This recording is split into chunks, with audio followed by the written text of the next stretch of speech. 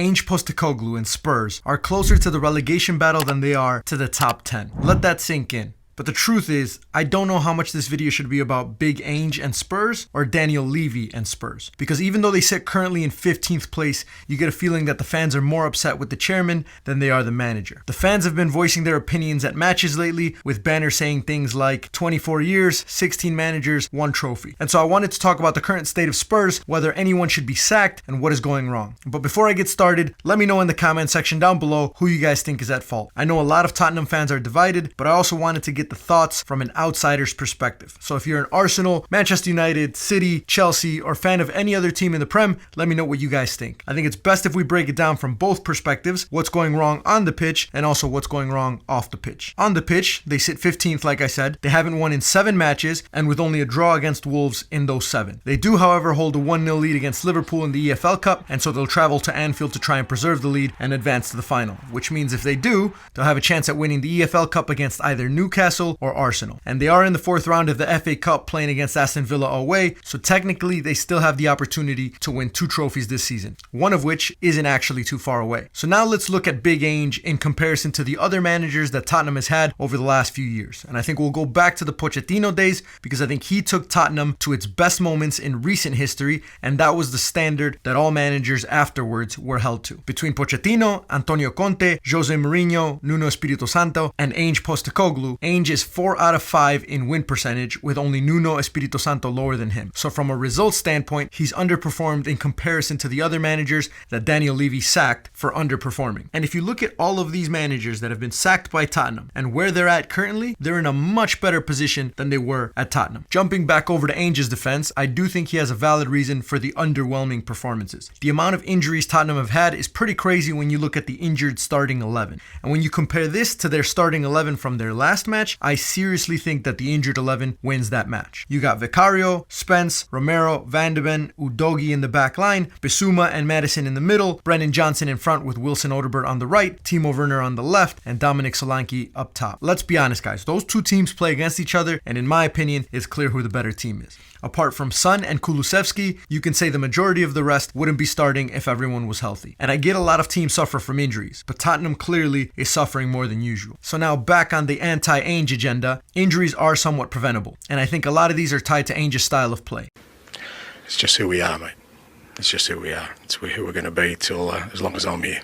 Asking your backline to push up so high and then sprint back every time a team gets in behind, and a very high intensity and entertaining approach can only last so long before players start to get injured. It was one of the biggest criticisms of Marcelo Bielsa at Leeds, who were also very high on the injury list. And I've said this before, not just from an injuries perspective, but also from their results. His style of play is risky, and it's gone against them on more occasions than it's helped. And even though Tottenham are entertaining, you never know which Tottenham you're going to get. And the lack of consistency is one of the reasons why managers like Ten Hag got sacked. Ange has an identity, but it's not convincing enough, and his stubbornness may cause the end of his tenure at Tottenham Hotspur. But it hasn't been all bad. Ange made history at the start of the 2023-2024 campaign when he became the first manager to win the Manager of the Month award in each of his first 3 months in the competition, August, September, and October. So we know it's possible for Spurs to be good, and Ange's start to his reign at Spurs shows that. But as the days and months go by, it seems like that Ange Postecoglou has faded from everyone's memory. And the man who ultimately makes the decision to keep or sack Ange doesn't have the patience or the willingness to blame himself for Spurs' failures on the pitch. Daniel Levy, the chairman of Tottenham, I think really for the first time is under more pressure than Big Ange is. And I find this interesting because if you look at what his job is,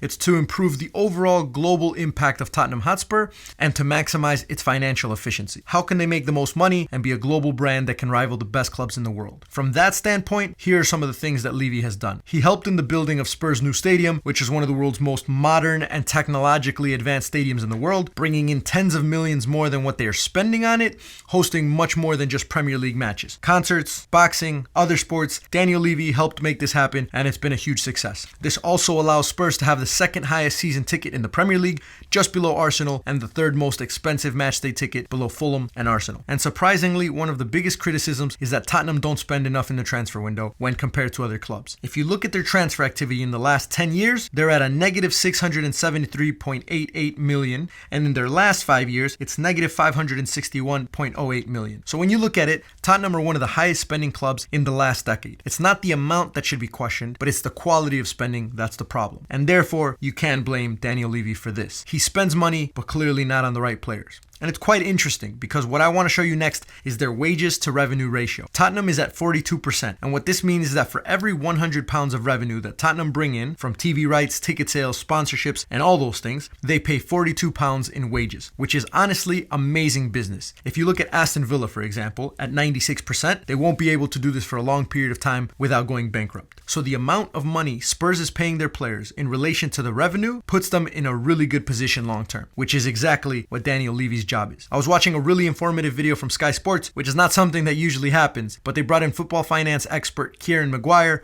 and I'll link the video in the description, but this is what he said. I think in terms of generating money, they've probably outperformed any other club in the Premier League from where they were at the old White Hart Lane with a capacity of 35,000 to where they are now. And for that, they deserve a lot of credit. How they've spent the money and how well they've spent the money is a question for people that know a lot more about football than I do. But from a business point of view, yes, you've got to admire them. They are by far the most profitable club in Premier League history. Now, the truth is that the public's perception of how the club is being run isn't based on their financial standing. It's based on results. Spurs have underperformed tremendously. So forget all of the data, the statistics, the financial analysis. Let's focus on the perspective of the fans. Spurs suck. They can't win trophies, and they are closer to a relegation battle than 14 other Premier League teams. And Daniel Levy doesn't give off a positive image at all. He doesn't look like a boss that's fun to work with, and he's now got a manager who looks like he's depressed and at the end of his tenure. And something I found interesting in regards to the relationship between the two, it proved to me that it's fragile, weak, and will completely fall apart soon if it hasn't already. Take a look at what I mean. Do you speak quite regularly with the chairman? What's the sort of dialogue? Do you let him get on? Yeah, no, I don't really speak regularly to him. Like he sort of lets me get onto it. We have sort of regular contact, and particularly sort of through this January period, there's always regular contact. In these moments is when you should probably be having the most communication and support from your boss, because a boss that's just letting you get on with it while you are in complete ruin is a boss that's going to sack you sooner than later and blame you for the club's issues. So to end this video, I wanted to give you my opinion, which is exactly in line with a comment someone posted from Ange's press conference video. He's not blameless, but sacking Ange will just restart the cycle of failure for Spurs. Until those parasites at the top get on their bike, nothing changes. And I agree, if Levy sacks Ange, it just restarts the cycle. But if Levy resigns, I also find it difficult to replace him with someone who will be able to keep Tottenham in such a good position financially. My suggestion, hire a sporting director qualified enough to focus on the sporting aspect, and Levy should take a step back to focus solely on the business side. Juggling both isn't ever going to work, and if Levy wants someone to blame, it's much easier to do it when you have someone in between both the chairman and the manager. And for Ange, he needs someone who can support him in the transfer window and with building the squad. You look at Edu, Arteta and Arsenal, Cheeky, Pep and City, Dan Ashworth when he was at Newcastle and Brighton. You need someone who the fans believe in, and you need to give them full responsibility to take the club forward on the pitch. Tottenham have Johan Lange as their sporting director. Have you heard of him? Me neither. And that's exactly the problem. So to answer the question, should it be Big Ange or Daniel Levy that needs to go? I think it's probably both and probably neither. Let me know what you guys think in the comment section down below.